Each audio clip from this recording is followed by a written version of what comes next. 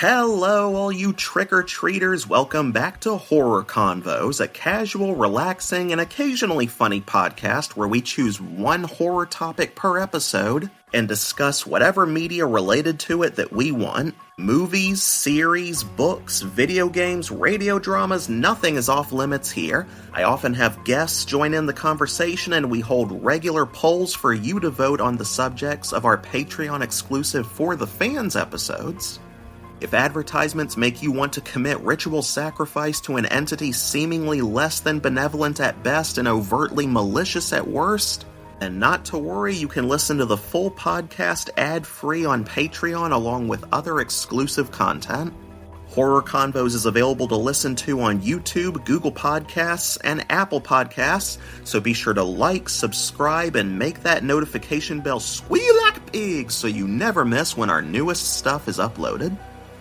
Today's podcast is a very special episode as Halloween is just 5 days away at this time of recording, and we're looking forward to celebrating that spirited time of year when people come together for a night of that good old devil worship and engagement in paganistic activities, because as we all know, anyone who participates in Halloween in any way, shape, or form whatsoever is obviously by default an apostate of Satan, am I right? And if you have sex, you're automatically in Al-Qaeda. I mean, why else would anyone dress up in costumes to party with friends, traumatize children, and partake in free sweets? None of that is any fun without a healthy dose of riding the devil's goat, am I right? Am I right or am I right or am I right? Right. He said with heavy sarcasm. And to honor this year's upcoming night of spirits, spooks, superstitions, and respecting our shut-in neighbors with incurable Samhainophobia, look it up. Tonight's topic is the first edition of what will be another recurring subject, folk horror. Oh gosh! Oh Jesus Christ! That's right, oh boy have I been looking forward to this one. Enjoy your clean city boy bathrooms with your wimpy indoor plumbing one last time, then pile your soon-to-be slaughtered asses into the back seat because we are packing up and leaving the creature comforts of urban modernity and traditional Western values to go in depth on a few examples from this culturally diverse yet highly influential subgenre. And returning to join me, please welcome back my friend Melissa. So what does folk horror mean to you? Because I know the genre has like a decent variety to it across different cultures, and different countries seem to have different ideas about what constitutes folksiness. So I think that the general idea of folk horror is that it's based on folklore, which most horror is based on folklore, which kind of like sent me down a whole different spiral. Like, then what counts as folklore? Does Dracula count as folklore? Or does Dracula then become folk horror? That's does it? Yeah, interesting. Or does it? Or does that? Because it's because it was written off of a novel. Is the novel the folk horror, and then any movies made from it are then classic horror because they're from literature? Well, I looked up a couple different definitions because I don't know what the definitive definition is. I watched this one thing on Evolution of Horror podcast. That's one of my favorite podcasts to listen to when it comes to horror. There was this thing called the Eldritch Archives as well. Also, I encourage listeners to look up either of those two things because they have very good videos on folk horror. I'm trying to think. Adam Scoville wrote a criteria for it in his book Folk Horror: Hours Dreadful and Things Strange. He calls it the folk horror chain. And so it's like a 4-step criteria. You've got number one, a rural location, because most folk horror films that you see tend to take place in a countryside in the middle of nowhere or in very isolated communities, generally removed from like more urban life. Number two, that just what I brought up, isolated groups, and that goes for the protagonists as well as the setting. Thing, you typically have one to a few people at most going into these areas that I guess are outside their comfort zone or outside whatever is considered the status quo of their lives. Number 3, you have skewed morals or beliefs. It is definitely a trend I can see across like all folk horror, even without this criteria. It's like every folk horror I've ever seen that tends to be some instance of, hey, you know, all the things that you believe in or how you think life works or how people work, yeah, let's basically take all of that and then turn it on its head in a really fucked up way. And finally, number 4, you generally have supernatural or violent happenings, which informs the fucked upness. But yeah, whether it's like to me, what I most associate it with is like religion and occultism, because there almost always tends to be like, with Children of the Corn or the Wicker Man, and there's always like some spiritualism at the center of it, whether it's deep-seated religion or some spiritual force that intrudes into the people within the community. Yeah, but it always seems to tie back into something beyond the physical realm, if that makes sense. Yeah. One thing I notice is, I don't know how many different cultures of folk horror you've watched. I mean, I certainly haven't watched more than a couple to a few. I've seen a couple British. Midsommar, I think, is modeled off of a community, in Sweden? In Sweden. In Sweden. And then you have Children of the Corn. Which is rural America. And Deliverance, I think, could count as folk horror as well. The 1972 film. That's more, backwoods, stereotypical hillbilly kind of horror. So I forget where they go in that movie. God damn, you play a mean banjo. Texas Chainsaw Massacre, I would argue, is the quintessential American folk horror. Let's see, and I never saw where that could be folk horror. I don't understand what makes that folk horror versus something like Midsommar that's like so completely different. Because in Texas Chainsaw Massacre, you do have the backwoods, kind of people with the skewed morals, but it's really more of just like a kind of a slasher flick, if you ask me. Well, I have a theory as to why it qualifies as folk horror, but we can talk about Midsommar first, because I know that's the one you're most familiar with. I saw that movie once. It didn't leave a huge impact on me. I mean, to me, it reminded me a lot of The Wicker Man in some ways. He's I don't think it was bad. I don't dislike it. It was okay. But I think the folksiness of it, like I said, came primarily from the isolation, being far removed from urban civilization, and putting these characters, these everyday characters, in a situation where they just don't know how to adapt to this new way of life that they're in, and at every turn, their sense of normality is just completely broken down. That I think is a key factor in folk horror generally, regardless of culture, is just deconstructing whatever that culture's mainstream sense of normality is, and just juxtaposing it against whatever the settings, definition of normal is. Is it like in Midsommar? They I forget what all the rituals are, but they don't believe in living to old age and dying of old age. Is that right? Yeah. So they have life, and I want to say it was 3 cycles.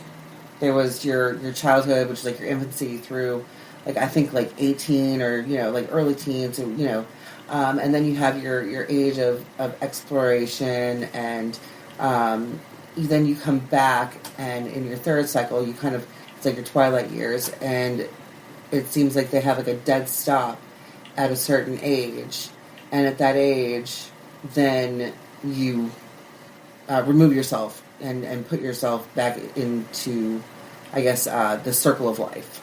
And that's the purpose of the dropping off the cliff. Yes, they've reached the end of their life cycle, and they are sacrificing themselves for the betterment of the community. Mm-hmm. And then later, their remains are actually used in the ritual that's performed at the end of the movie. So they're essentially voluntarily sort of recycling themselves back into the circle of life, or whatever they call it, as opposed to waiting for nature to take its course without their involvement. Correct. And to see that there are examples of that in a couple different cultures. Like, I know in some warrior cultures, like I don't know the specific names off the top of my head, but I think in some more warrior-based cultures, you'll find examples of people generally seeking to die a good death in battle. Like, they don't believe in waiting until they turn gray and such. Some people in these types of cultures prefer to die in their physical prime before they pass their peak. It was very popular in Viking cultures. And then I know that some Inuit tribes would have, they the whole joke about, shipping them off on an iceberg, does actually have some natural bearing. And, for rural communities that have a very harsh environment that they live in, it probably began as a way to, save these people from a slow and horrible death in these harsh environments and not being able to be taken care of by the people struggling to survive that were fit. That's interesting. I mean, you can also put it into context of like those time periods where the human lifespan was much shorter, and our immune systems weren't nearly as strong. So you have the issue of how many elderly do we want to have to take care of in our community before it starts becoming a burden on the larger population? Well, and something that most likely began as an act of mercy. Of course, like now in modern times, seems very barbaric, and like no one would think of doing such a thing. But like, there's even a Star Trek episode where they go to this planet, and there's this brilliant scientist who's trying to reignite the sun, and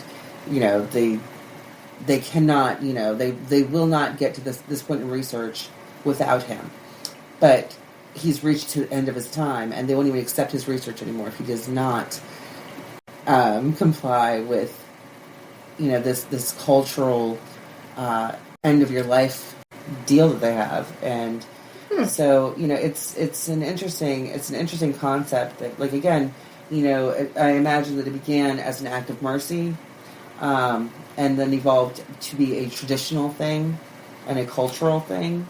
It seems to me that, like, most every tradition in human behavior across the board tends to spin off from, at least in my point of view from what I've researched on this, it seems that at least the oldest traditions, they all tend to spin off from what behaviors people practiced out of necessity or out of survival. And it gets to a point where people are doing it, and in some cases they just keep doing it until they don't fully understand why they even did it anymore, or they understand the historical context, but they still just don't want to let go of it, because they feel that without that part of their history, they feel sort of incomplete. It's like, in Western culture, I think, I'm quoting Medea here from the Tyler Perry movies. She asserts that it's not about where you come from, it's where you're going. Mm-hmm. But then in certain Asian cultures, they believe almost, I would guess the exact opposite. If I'm accurately referencing this, like, without a sense of where you came from, you have no identity or sense of who you are, and you're just moving directionless. So I understand the merits of both mindsets. I understand the necessity for both the past and the present, which inform the future.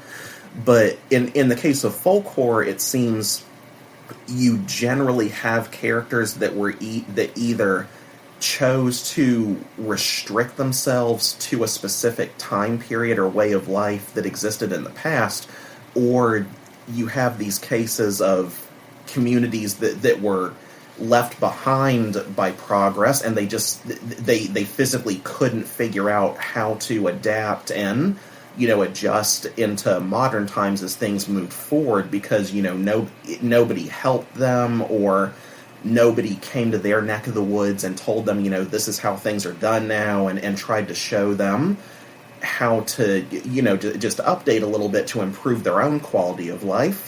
if it, like, that's one reason I think Texas Chainsaw qualifies, is because it shares so many of those same themes of a part of Texas where you had this community that was dependent upon old school slaughterhouse meat processing butcheries. He's very much an old school, more industrial, or perhaps pre-industrial way of sustaining their food supply, and most everyone's jobs revolved around that. There are so many small towns like that where most everyone's jobs revolved around a singular business infrastructure, like a factory or a general company or a corporation. And then when that specific business in that town goes kaput or gets bought out or phased out in the name of progress, that whole town's economy tends to fall apart. And for communities like that, the business can be viewed as their religion. It's their ritual, their sense of normalcy. It's all they understand about how to live day to day. So then when you take that away, and these small town folk are left with pretty much no recourse for how to modernize these, or they just actively reject it because they fear it, then that forms these isolated towns and communities that are kind of trapped in the past, who commit so strongly to their traditions, their sense of normalcy, that it ends up turning them into these like ghost towns or small town horrors of like America in the 50s or 60s or so forth gone wrong, or they've corroded or become corrupted. Fuck yeah! I really think that's the case with like Children of the Corn and Deliverance as well. They're all examples of places that just aren't able to, or actively choose not to move forward with the times. Themes, and you can definitely argue the merits of does progress go too far sometimes, or does it focus too much on pushing itself forward in the name of profit and advancement at the expense of the people that business and progress are supposed to exist for in the first place? Your scientists were so preoccupied with whether or not they could, they didn't stop to think if they should. Well, and I think it's funny that the general theme that I saw in Midsommar was it looks like this ritual that most likely happened hundreds of years before, where all these things occurred on this one year that all these things happened. They had a fantastic harvest, and so because of the superstition of earlier peoples, it probably is something that carried on, because it's like, oh well, now we have to do this every 90 years. So that we can make sure that we continue to have good harvest. But it's also interesting though the way that Midsommar worked, because while you have like the close knit community and like the very much sequestered community, the interesting thing about this particular cult is that they don't trap their people in the community. They have they have these fully grown adults going out into the world, exploring, going to colleges, traveling, just going out in the world and seeing the world, and they're not coming back disillusioned. That's definitely a good point. That reminds me of the Amish and Mennonite communities in some cases. Like Amish, I think they call it Rumspringa. I don't know what they call it in the Mennonite or Mormon communities. He's like, one of my friends is a former Mormon, so he could actually explain more about this from his experience than I could. But that is interesting how you have these people who in these examples of folk horror, that like you said, they're not restricted by their community or by the geography they live in, and they're not isolated in the sense that they can't get out. They actively go out into the world, and not only do they come back not disillusioned, still very much rooted in their beliefs. In some cases, they're even more reinforced in it, because they see, even if they aren't necessarily raised to view the outside world as, sinful or evil. Not like you and me, which means they must be evil. Well, they might just get out there and they may try to understand it from a standpoint of, okay, this is how all of this is different from what I know. But they may not necessarily really try to welcome it in the sense of, why do people live that way? Or what could be the virtues of these other ways of living that I hadn't thought about or I wasn't raised to think about. All they see is the differences.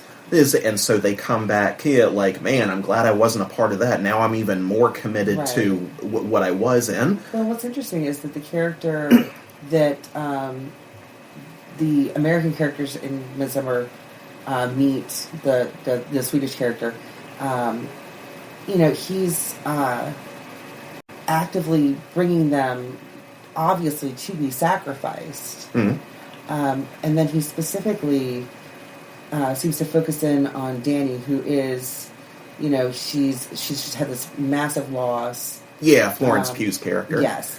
She's had this massive loss.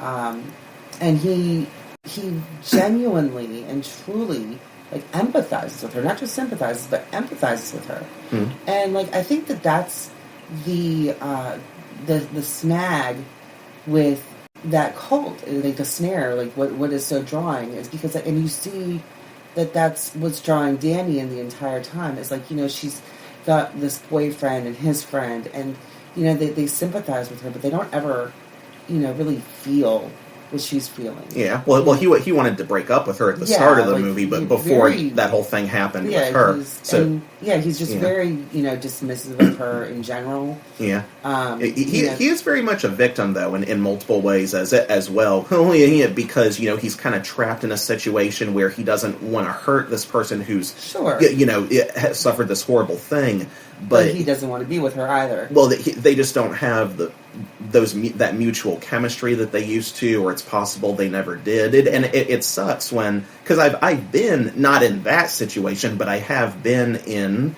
positions where I was with someone and I realized I was dating them for the wrong reasons, or the spark just kind of went out, but you don't know exactly how to break it off without feeling like an asshole.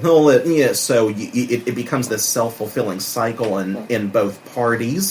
So I feel bad for both of them. And then by the end of the movie, it's like he really just gets taken for a ride across the board with being drugged, and into having that ritual. Yes and no. I yes and no. He across the entire movie, he is very intellectually and emotionally passive, just lazy. Mm-hmm. He doesn't care enough about her to make any kind of attempt to make their relationship work. He doesn't have the emotional strength to end the relationship. Right.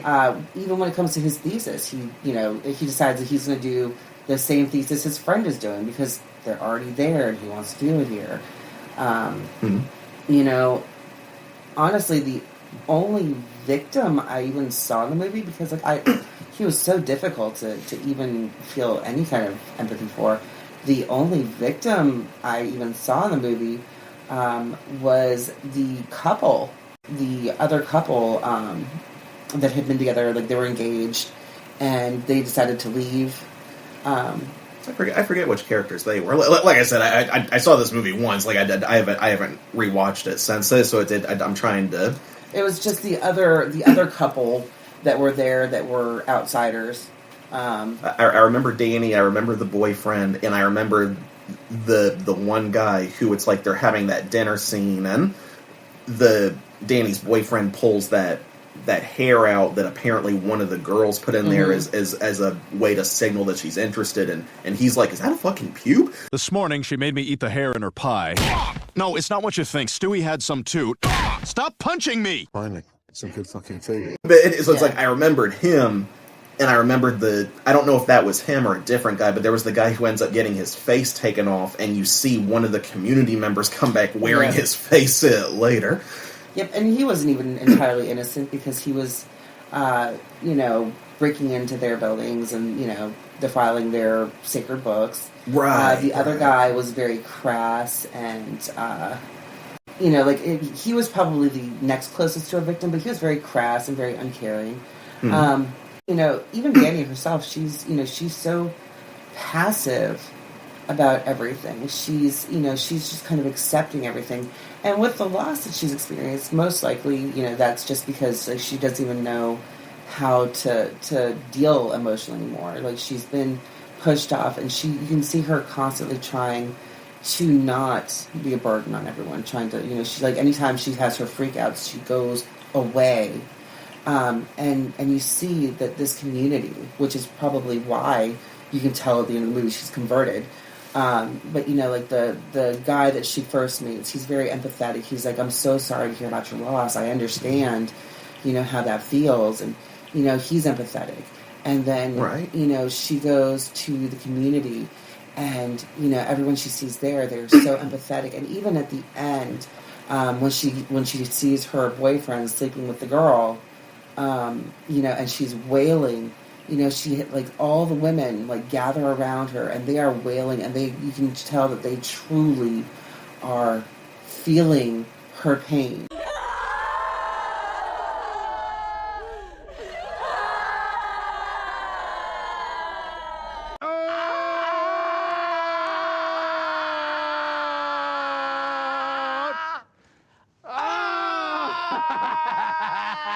That was an interesting part of the movie where it seemed like they were trying to channel her trauma in like a circular sort of sharing of pain, or at least from their perspective. Like, maybe that's truly, they were truly feeling her pain. And for people who aren't used to connecting on that intimate of a level or empathizing to that strongly. Of course, it comes across as creepy. Like when I first watch it, but then the more I think of it, it's like, this is not at all unlike how so many cults recruit people, whether it's to be sacrificed or to join them. And I can't say this is entirely different from how multiple religions, or at least churches practicing specific religions. I don't want to generalize like the religion itself is responsible for this. It's more the way people act on it. Yeah, but this is a very common tactic. In a cult's case, you can use more malicious terms like they're preying on the emotionally vulnerable because that makes them more receptive to whatever they think will help ease their pain or help them improve the quality of life that they're going through because they're just struggling to do it on their own, or they're at a loss of how to, process their trauma. So they essentially try to fill this void with whatever it is that they think is going to give them a sense of purpose and kind of ease their suffering. And basically help sort of reboot them, I guess. But I've seen so many cases of people who say that, I found God, or I found this or that at a point where I was very low in my life. I was very emotionally and spiritually vulnerable, or I was living in sin. And I just felt like everything's going downhill for me. Now I feel uplifted, or I had a spiritual reawakening, born again Christians and so on. And again, to be clear, not saying, every religion is one step away from being a cult. Well, I'm just saying that cults do tend to use a lot of the very same psychology when it comes to how they bring people into their fold. And this is true for economics as well. Like you see this in how people are brought into supporting capitalism, socialism, communism. A lot of it does tend to tie back into this central root of bringing people in with the allure of improving something in their own life, whether it's physically, emotionally, financially. Just in general, it's a promise of something better, something more. So then, is this really even a cult? Because they never promised her anything. She was never promised anything. She was never... asked to or enticed to stay. The only thing that she was ever offered was empathy and, an explanation of the culture and the ability to participate in the rituals. Now, granted, that being said, she probably, had an equal chance of being sacrificed. That is something I wonder, though, is like they don't actively promise her or try to entice her, but I try to look at the subtext of stories like this. I try to think, how do people get to a point where they want to become a part of this, even if they're not actively being offered anything. And I wonder if this culture, perhaps even, unintentionally, have gotten to a point where they may not even realize that they're doing it. It's just, part of their tradition. But it does seem that the longer Danny stays there, the more she perhaps feels a sense of belonging here that she doesn't feel in her own everyday life. So even if they're not actively asking her to stay, or they're saying, you're not a prisoner, you can leave at any time. I mean, there are dozens of social experiments that use very similar psychology for let's say, in insane asylums, or just social experiments based around the framework of one, where it's like, I can't help feeling a sense of familiarity to that here, where I'm like, you're not trapping them physically or overtly, but is it possible that they're trapping these people somehow unconsciously or psychologically, or using empathy as a way to gradually lure them in, and you just sort of perhaps unconsciously indoctrinate them to a point where they don't want to go back. This is the new normal for them now, because you've systematically broken this already vulnerable girl down psychologically to where now she doesn't really have the resources or the tools to put herself back together again.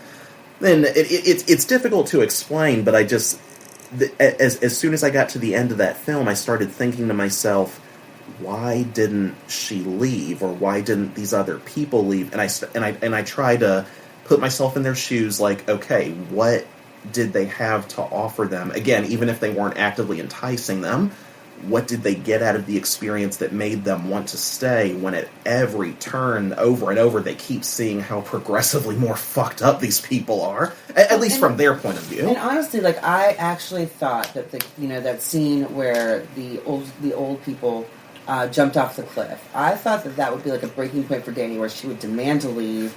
And I was actually it was at that point that I realized that she was never going to leave.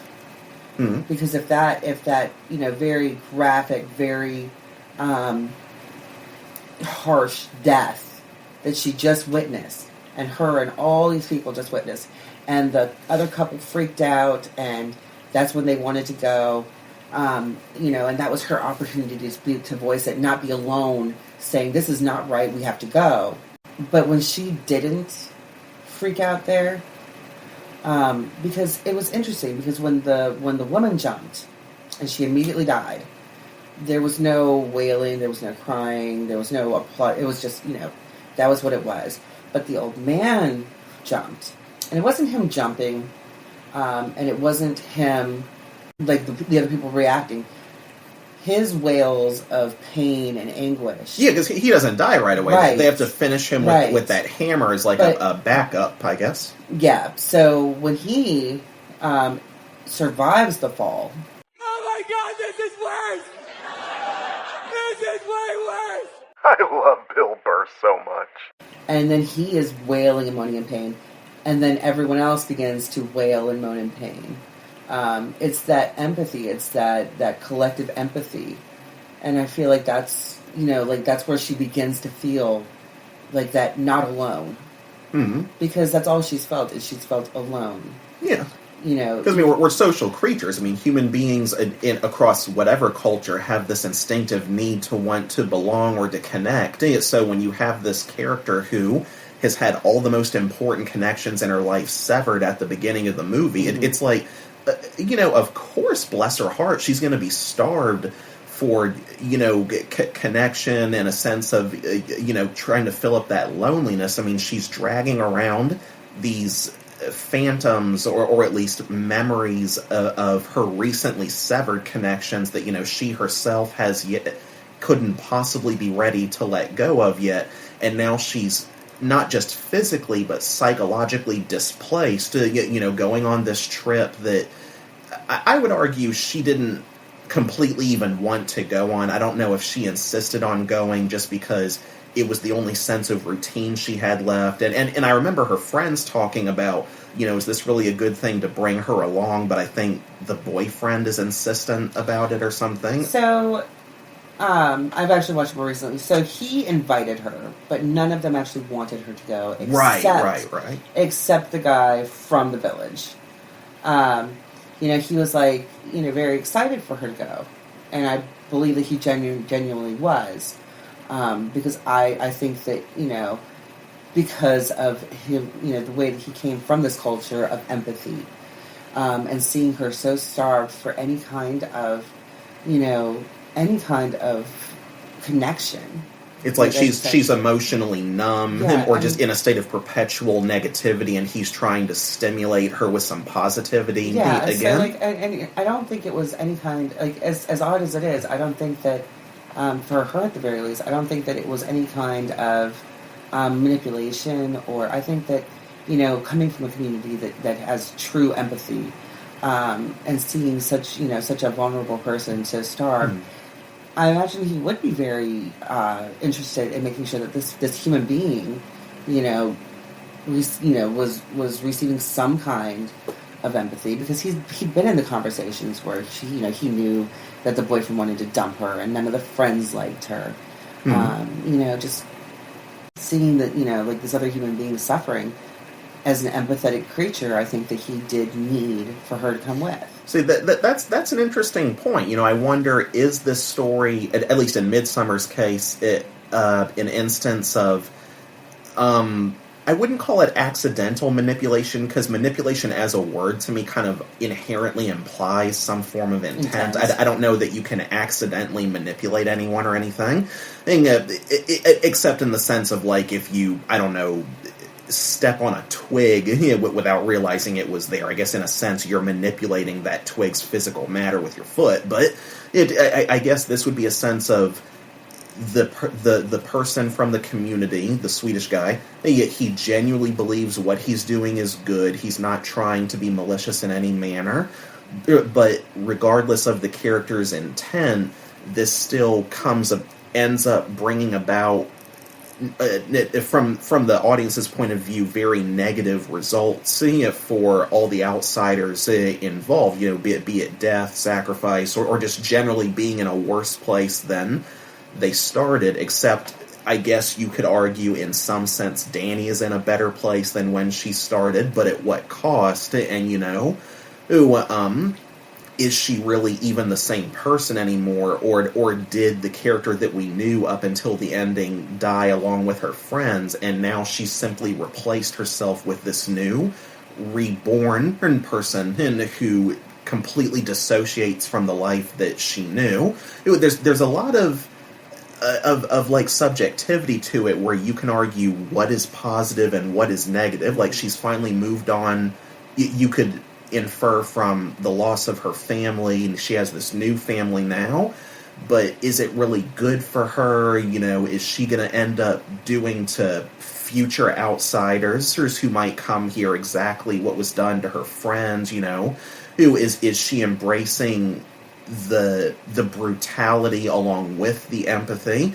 And it's at that point that from the very beginning of the movie that I think the first red flag for me was the Swedish guy being excited for her to come even after he learns what she's been through. Because, just speaking for myself, if I had learned that someone had just lost their whole family in a group, suicide perpetuated by the sister murder-suicide, not in a million years would I have asked this person to come on a trip, even from a standpoint of emotional healing, to, try and regroup and start to repair themselves. The last thing you need is to go out of the country, in my opinion, at that point. You're not in a place to travel anywhere, mentally. I don't think think you're emotionally shattered at this point. So the moment he learns what was going on with her, and he doesn't immediately question, is it really good for her to be here or to go along with all this? That was the moment where I think this whole thing could have been stopped if someone had just insisted that, they postpone or cancel the trip. And the fact that doesn't happen tells me, okay, this is where the allure starts working on her, because you have someone who absolutely should not be doing this right now. She's in the wrong place at the exact right time to, where she would be the most receptive to this empathy. And it's like, to tie back into my earlier point, it's interesting how in this instance there was no active manipulation, there's no overt promises or maliciousness. Sometimes, depending on cultural norms, you can end up luring people in unconsciously to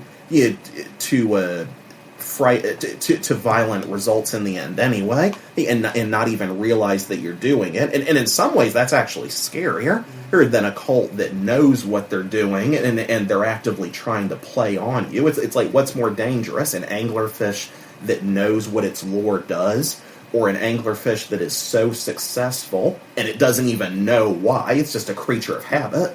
Well, so then is it really a cult, or is it a secluded community? See, that's part of what's scary about it. Like, where does the line in human behavior end between what constitutes a cult and just what constitutes, this is just this society's sense of normal? Well, when you don't even realize what you're doing anymore, or is that more dangerous than if you do know? Which is more effective? And you see this in so many different stories in folk horror, where you have, let's just use cults as the bench line. You have the cults that know what they're doing, or you have at least one character in the story who has lived in this community, and they know that it's fucked up, but they're trapped, or they're too afraid to rebel. That they're not strong enough to lead their people away from this, so they're just following it, they're going along with it out of a sense of self-preservation. But in this case, you don't have that. There's no trapped person. There's not someone who believes that their culture is wrong. In fact, the entire community, they believe all these rituals and these rites are so necessary that that they have their people who are going out. They bring people back with the knowledge that their friends could very well end up being sacrifices, but then they're also okay with being sacrifices themselves, if that's what it comes down to. Yeah. Because at the end of the movie, Danny has the choice between sacrificing the one person, which I want to say was the brother of the guy that she knew, or her boyfriend. She has the choice between the two of them, and they're equally okay with those decisions. Not the boyfriend, obviously, but they're okay with either possibility happening. I'm trying to articulate what is so scary to me about that exactly. I wonder if the true horror of Midsommar is, it's not the community, it's not the cult tropes. This may not even be a cult. I wonder if the real horror in this instance is just everyone ends up sort of becoming trapped in their own cycles of behavior. Maybe the community themselves become victims of their own traditions or their own empathy, to the point that they don't even see the brutality of what they're doing anymore. Like, I'm sort of looking at this as almost, I don't know if this is the omnipresent point of view, or like, God looking down at the humans. And so, we were taught this in English class, like different points of view from the narrator. Like, you have the omniscient narrator, the narrator who's in the middle of the situation, like they are the protagonist or whatever. So I forget the terminology for it, but I'm wondering if the true horror, when you look at it from an aerial looking down on the world point of view, is these are all just human beings that are trapped in their own senses of tradition, behavior, and emotional vulnerability, whether it's Danny being so receptive to that empathy that she doesn't want to leave, whether it's the community who are so perhaps even not even realizing how entrenched they are in these fucked up patterns, or whether it's her friends who are so enticed with wanting to learn more about this for their own personal gain that they don't want to leave. Everyone in the story seems to be trapped by something and perhaps not even be aware of it. And in the end, all these behaviors end up coming together in a very violent climax where it's like, in a sense, you could argue everyone is a victim. Everyone has kind of fed into this cycle. Everyone's played their part in this sort of just human tragedy of human beings that just don't know how to break out of their instinctive need for connection or need for sense of belonging. Like they're willing to seek that and indulge in that at any price, even to their own physical detriment.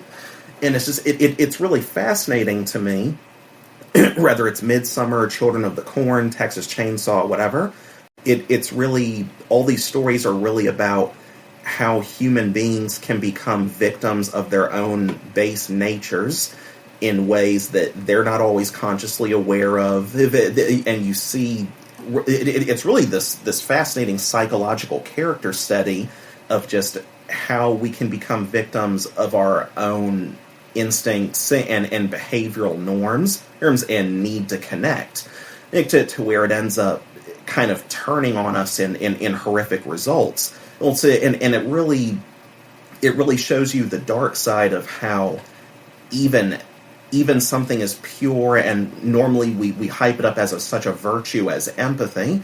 Too much of anything, most anything, can become harmful or has the potential to lead from a positive to a negative. And I just think that's really interesting how this is a case of the positives and negatives of empathy in terms of how the characters can be affected by it and what results it can lead to.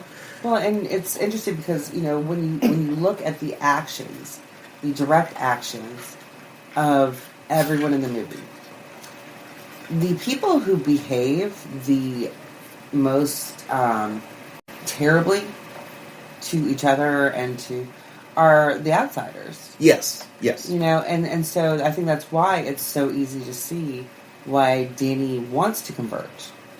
But I mean, and back to the community versus cult, conversation. I mean, I think that if you look at M. Night Shyamalan's The Village, yes, that's way more of a cult than what we're proposing that The Village in Midsommar is, because you have a secluded community, but you also have a leader or a group of leaders who have completely fed a pile of lies to the citizenry.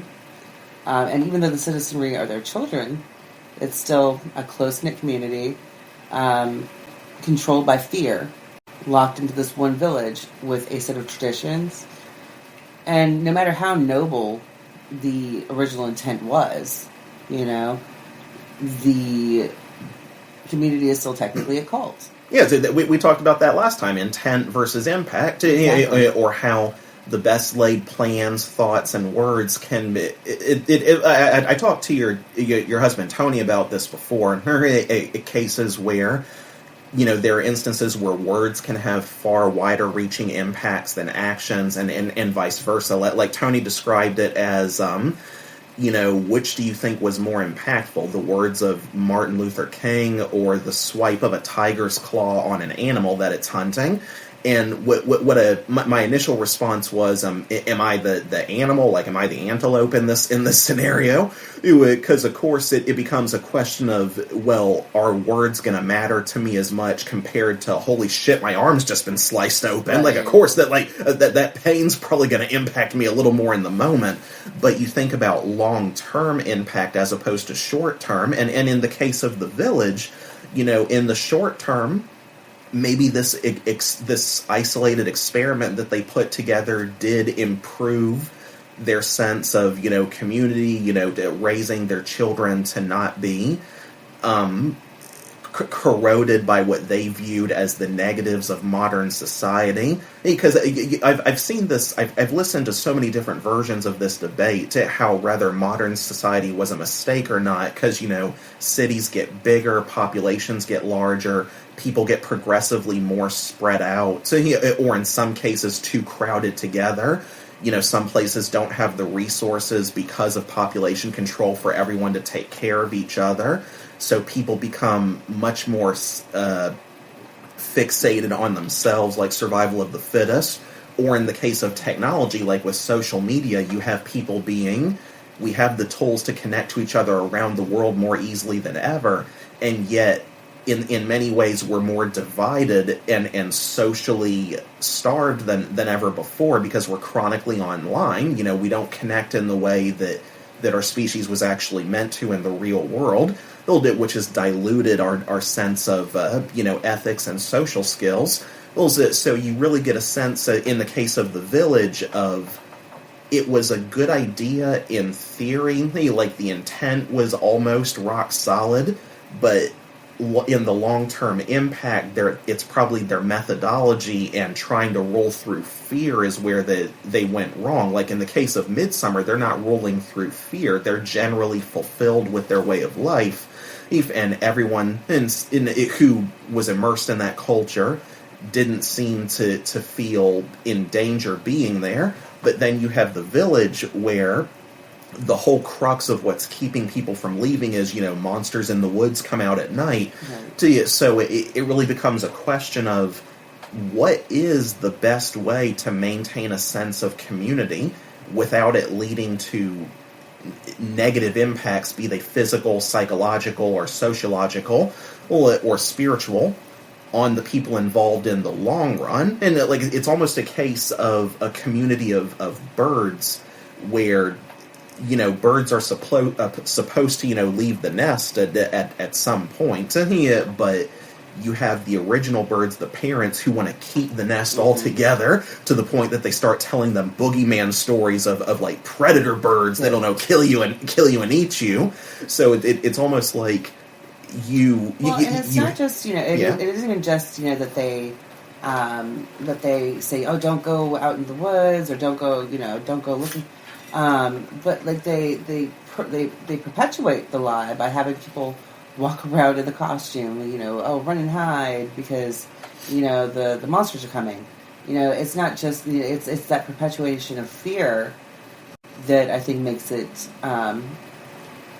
the more of a cult. Yeah, and it works from the outside in as well as the inside out. Once you get that twist at the end where there are people on the outside who know what the community is, or they worked with the original members, and they're helping them maintain the isolation. There's that younger cop, I think, who runs into Bryce Dallas Howard's character when she finally gets outside, and then his superior officer, the sheriff, or whatever, tells him, do not make conversation with those people, don't limit their exposure to us as much as possible. So you have this isolation, in this instance, working from both angles. In some folklore, you have it only working from the inside out, where the people on the inside are keeping everyone in, and people's own fear is keeping them from escaping. But in this case, you have the outside world, working to keep the cage from being broken as well. Well, and that I thought was it really feeds into this perfect storm of humans trying to maintain in their sense of we're social creatures, we're supposed to connect, we're at our strongest when we're together taking care of each other. But at the same time, it's human nature to want to explore, to spread. Like we aren't, I don't believe we're psychologically capable of staying in the same place for long periods of time. Like eventually we'd go crazy, even going back to primitive cultures, like the moment people figured out how to, cross oceans or move to over a new form of terrain, and, we started doing that because we're just innately curious. So the village sort of presents this juxtaposition between you need people to care about each other and be in close enough proximity to, be aware of each other's humanity, actively socialize, speak to each other, or, it takes a village to raise a child.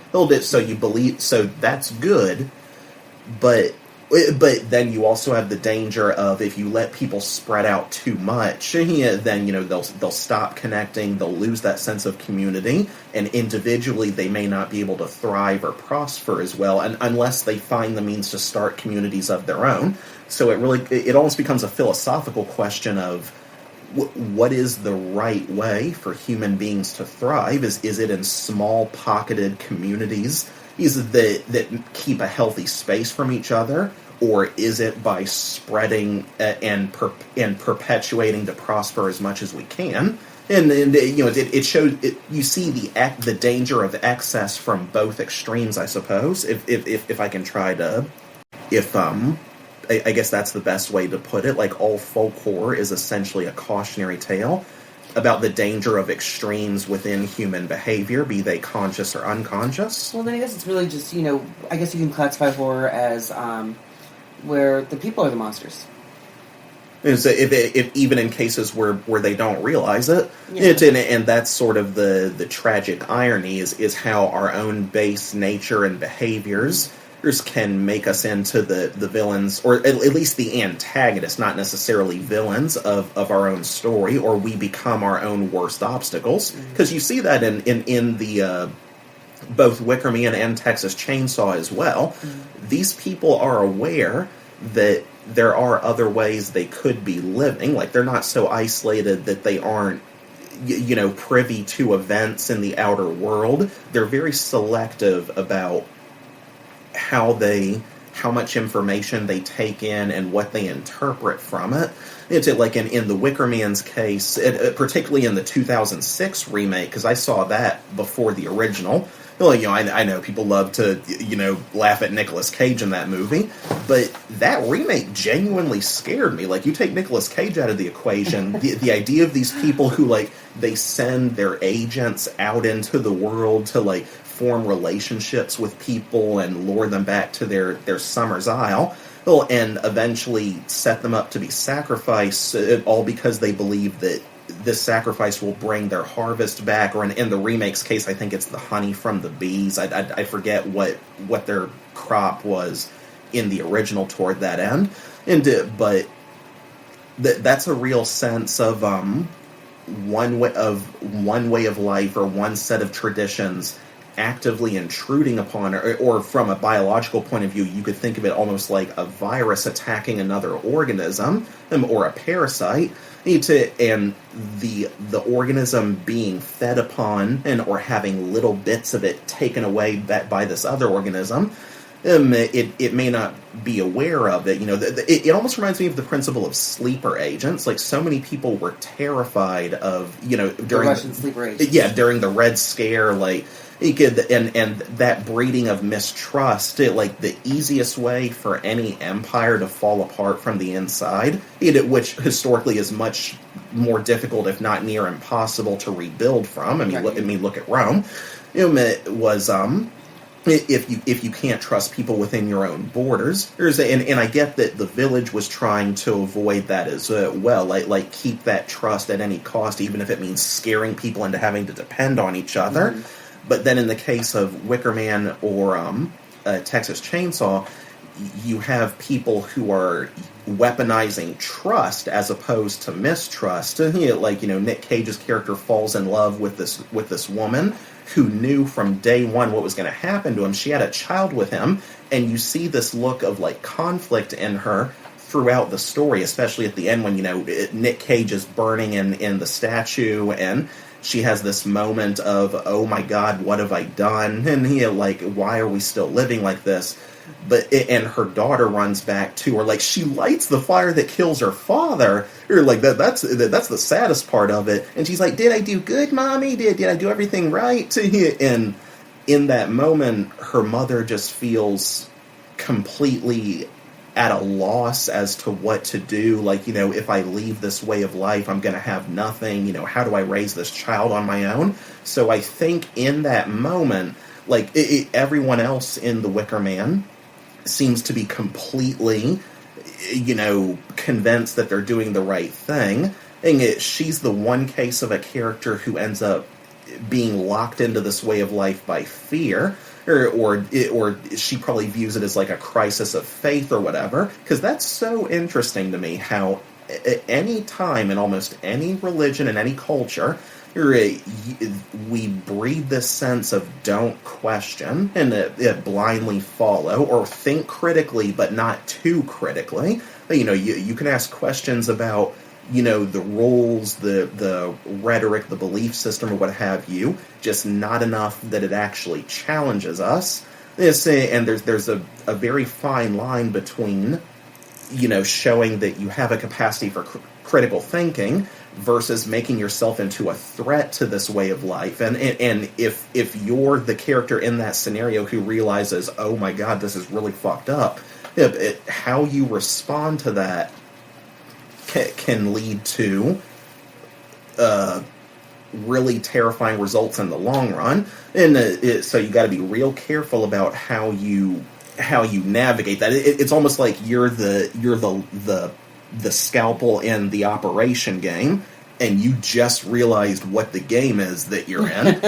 Not to infantilize religion as a game. It's just an analogy. But it's like, what if you realized you're in this game, and now you got to be real careful not to touch any of the sides, because if you set off the alarm, all of a sudden everyone's going to know, like, different! Right. And it's like, the fear that seems to control people in so many of these stories, regardless of the setting or the culture, is just fear of the unknown, fear of having their sense of normality broken. Well, and so I will say that that's also another aspect that I found interesting about Midsommar. There was no fear, because none of the cultists, quote unquote, had any fear. The visitors had no fear. There was disgust and there was anger, but there wasn't fear. Well, I wonder if maybe fear unconsciously feeds into why they work so hard to, like, not let that one character read their sacred tomes, or there's a sense, or that guy who pisses on the tree that it turns out houses the souls of their ancestors, or however they explained it. I wonder if that anger and that outrage comes from a place of fear. Or this is our structure, and you're threatening our sense of structure right now. I don't know.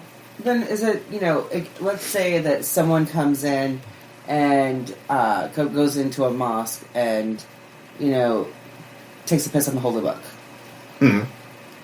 I mean, is it fear that person has, is it fear that's going to, anger the people in the church? Or is it... It's an interesting question. I mean, it's possible for perhaps they fear that by disgracing their culture in that manner, that will negatively impact them in some way, be it on an interpersonal or infrastructural level. Like, will this anger my God? Will it anger the human authority that I answer to, as far as the church or mosque, whatever terminology you want to use? It all seems to come from a place of trying to preserve what you perceive as a positive and avoid what you see as a negative. I mean, that's what I'm saying, though. Is like, is it, are you angry because, you're afraid, or are you angry because someone has just disrespected what you found to be holy? I'm not sure exactly. That's an interesting point. I mean, so much of human behavior is essentially centered around, avoiding pain while gravitating toward what we believe will be pleasurable. Not pleasurable in the physical or necessarily sexual sense, just pleasurable as in, I feel good, I feel fulfilled, I feel I have a tenable, functional sense of making my way in the world. Well, and this is what defines that for me. So by disrespecting that, I guess you could argue their respect is a spin-off of of a sense of security that they feel with that. So by disrespecting it, you're threatening that sense of security on their part. So then, I guess if someone went and took a piss on a Native American burial ground in front of the natives, is that again fear or like you feeling disrespected? I don't have an answer to that actually. That's a very good question. Yeah, because I've thought a lot about this movie because it's so interesting how it juxtaposes the what you assume a cult is versus what you feel like these characters should be feeling, should be doing, and so it's very easy to say, oh, they're doing that, they're outlandish because they're a cult. Well, then if you defile a Native American grave, and let's just say that it's 100 years ago, or 200 or 300 years ago. You defile a Native American burial ground, they're probably going to kill you. Yeah, most likely. Most likely sacrificing you to a god to make amends for the defilement, to try to sanctify that holy ground. Yeah, that goes back to in a sense to what I asked before, like where does the line between worship and what constitutes a cult begin? So I guess the fear, whether the people in the community are actively sharing it or if it's just the audience sharing it, is it's scary when the line gets blurred to the point that you can't tell what's right or wrong anymore, or what is my way of life just something that I'm indoctrinated to believe. How much of this is my own free will dictating my decisions and how I live versus the community that I grow up in, and how much of it is perception versus empirical reality. But in America, what's the one thing we worship above all else, even more than Christianity? Like they say we're a Christian nation, but before that I would argue we're a capitalist nation. Absolutely. And like our God for the most part is money. So in the case of Texas Chainsaw, you have this community whose economy was again based in an infrastructure of business that just was phased out over time in the name of efficiency. They delve into this more in the Platinum Dunes version of Texas Chainsaw, the 2003 remake and the 2006 prequel Texas Chainsaw: The Beginning, and they do that through the character of Sheriff Hoyt, played by Arlie Ermey, who I guess is essentially the stand-in for the family patriarch, whatever his name was, in the 1974 film, not the grandfather, the father. So many people hate on the 2003 remake. I personally really love it in some ways more than the original. I like them both for different reasons, but I think they both really deliver on in selling the horror of what made that concept and the world building of it scary, because you have this community that's essentially been left behind by the country that it once thrived within. Arlie Ermey's character, he goes off to war, or he's captured and forced to he and his fellow detainees, prisoners of war, because back then there was no protocol for that. If you got captured, he says, you have two options: you can starve to death or do whatever it takes to survive, because no one's going to rescue you. So he and his fellow soldiers end up cannibalizing each other, like picking one person a day or a week or something, just so they have something to eat. Then he comes back from his country, he thinks he's made the ultimate sacrifice, and the world just kind of moves on without him. The slaughterhouse closes down. They don't know what else they're going to do to support themselves, because this is all they know. So he feels kind of betrayed by the country that he sacrificed so much for. He sees his family, his wife is dumpster diving in the beginning to get something to eat when she comes across baby Leatherface, who, poor thing ended up being dumped in a dumpster. I'm just a prom night dumpster baby. It really sells the tragedy of when the American dream backfires on the people that dream is supposed to exist for, because you're trying to build this paradise where nobody has to want for anything and everyone on paper has the opportunity to make something of themselves. But what happens when you become so successful at that some people get left behind? It's all about the money. So then it brings the question, so like I keep seeing Blair Witch Project pop up as a folk horror, and so I can't see where that meshes in, other than the fact that it's like the whole folklore idea, like from what I found, where it's based off of folklore, because it's like, oh no, there's a witch in the woods somewhere. Mm.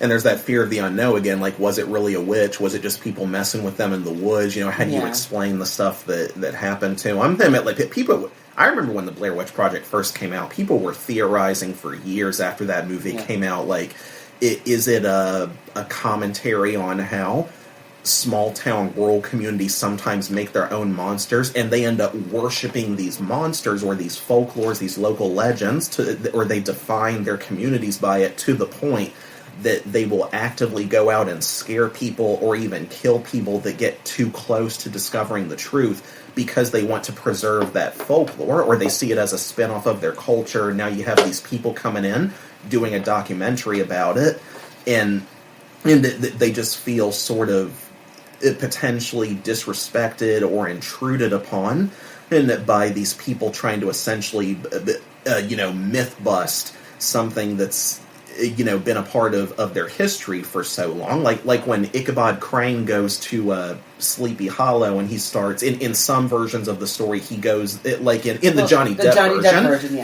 he's actively trying to disprove the legend of the Headless Horseman, or he's being sent there to investigate what he believes is just, a regular guy committing murders and blaming it on a local legend. So you go back to the Blair Witch Project, and I guess you could argue the folk factor comes from, again, the sense of this small kind of 50s or 60s era of people in terms of how much modernity you actually see there. It reminds me a lot of like where my grandmother grew up in the mountains, the town of Pound, in the I believe was the Appalachian Mountains, and you look up pictures of it even today, it looks like something out of like decades removed from Central Society. What I think defines folk across the board, you talked about folklore, and I definitely think that's part of it, but I think the population and the cultural norms defined by low population areas is it tend to be a necessity to it as well, even in cases like the Blair Witch Project, whether it's, the small town Stephen King grew up in Maine, and, he bases so many of his stories there. Well, and it could just be that that folklore isn't so much about folklore characters as it is about how folklore and tradition has affected these communities or these areas. Right. Which could be where, where all this comes in.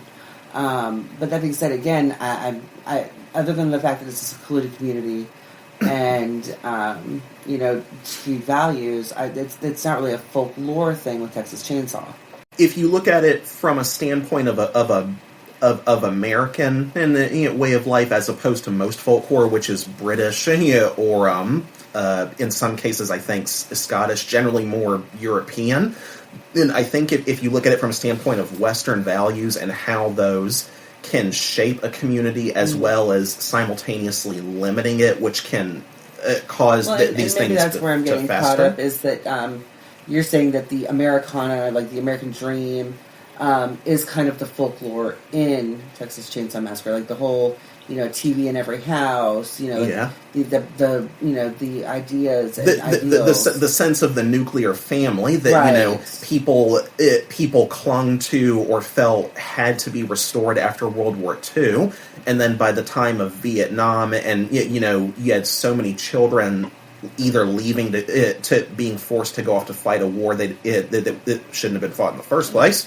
You see, or you have them actively running away from home, going out on the road, doing drugs. And just everyone seemed to be running from something. People were becoming more divided, and the nuclear family was sort of becoming left behind or actively threatened. So in the case of Texas Chainsaw, you could see that as a perversion of the quintessential American family, the thing that became our God or our sense of security and culture was just this image of a wholesome American family that this town just corroded away to nothing from. And now you have these cannibals who are just you see them. The father works at an old abandoned shop. The brother, who they pick up in the van, and he's just running around collecting bones, talking about how the way we killed animals back in the day was better. The way Grandpa did it was better. It's the perfect cinematic equivalent of back in my day. Exactly. And you see them just persevering to horrific results to preserve that time period. That they're trying to make a town into a time capsule, as it's just rotting out from underneath them. And these ill-fated hippie friends end up unintentionally intruding into that time capsule. And these outsiders are these people's sustenance. They have nothing within this perimeter to sustain themselves anymore, so they become, again, like parasites, sort of like the Wicker Man, taking whatever they can from the outside in. And I really can't think of something off the top of my head from an Americana standpoint that would be a better equivalent of folk horror in terms of the American dream gone wrong, any more than from Midsommar, that sense of an empathetic community gone wrong, or Wicker Man and a farming community gone wrong, and because or the Village, the Village tried to maintain that sense of the American family in some ways. But they placed it in a time period before Americana really existed. But it's the same intent in some ways. It all seems to go back to their methodology being where it becomes a nightmare. But again, it's all about perception, isn't it? From their point of view, is it a nightmare or is it just their version of paradise? Yeah, like the escape from the violence of the new world, versus the fear of something, that's not real. Yeah, and I think that's why you don't really get any folk horror stories in big cities, at least none that I know of off the top of my head. It's very difficult to give that kind of cultural exclusion and, that kind of, like part of the horror of it is that it's isolated. Mm-hmm. That you have this community that is so far removed, and that they can operate in this manner without, larger forces coming into play and saying, hold on, you can't do that here. Yeah, and that's a source of fear for the outsiders as well, leaving behind the bigger world where they have authorities and resources to call upon. And the Wicker Man's protagonist, who is one police officer with no backup, up against this, and he realizes it's literally him against all these other people, and it really strips him of his sense of security from a law enforcement standpoint, because what power does law enforcement have without a sense of community? Right. Oh God! Oh Jesus Christ! Well, you've seen the movie Hot Fuzz, right? Hot Fuzz is my favorite of the Cornetto trilogy, personally. Right. Shaun of the Dead is my second favorite. So in theory, though, like Hot Fuzz could be a folk horror story. It could. It could be like a sort of comedic, almost parody of folk horror in some respects. It is. Because you have, again, a secluded community, with no one really there to kind of stop them. Skewed values, the greater good. Their culture, their folk, culture of it is, community beautification. Yeah, like we want to keep our perception as the best village, the quintessential picture of old school country life. If we want to be what you see on a postcard, and here comes this cop starting to unravel that illusion. Again, very much like M. Night Shyamalan's The Village. If you updated it a little bit more for English culture, and then mixed it with the tropes of a buddy cop comedy, right? That's interesting. I hadn't thought of that before. Yeah, if like me, you're not incredibly well versed in this subgenre, and you want to some videos that'll provide you with a nice introduction to what folk horror is about historically, culturally, and so on, I'd highly recommend the following YouTube videos. As I mentioned, you've got a video on this done by the Evolution of Horror podcast. Another great podcast for horror that I listen to regularly. You can also check out the Eldritch Archives, the true history that inspired folk horror, Part 1. And an excerpt from a History of Horror documentary by Mark Gaddis. This is episode 2, which centers on discussing folk horror. And that is going to do it for our first Halloween episode of Horror Convos. Hopefully the first of many, and now I'm off to rack my brain beginning preparations for what the topic will be on next year's Night of the Great Pumpkin. But before that, here is your regular reminder that Horror Convos is available to listen to on YouTube, Google Podcasts, Apple Podcasts, and ad-free on Patreon. Be sure to like, subscribe, and hit that notification bell so you never miss when our newest content is uploaded. Until we talk again, have fun, and be safe out there. You never know what kinds of ghosts, ghouls, and/or perverts may be going bump in the night.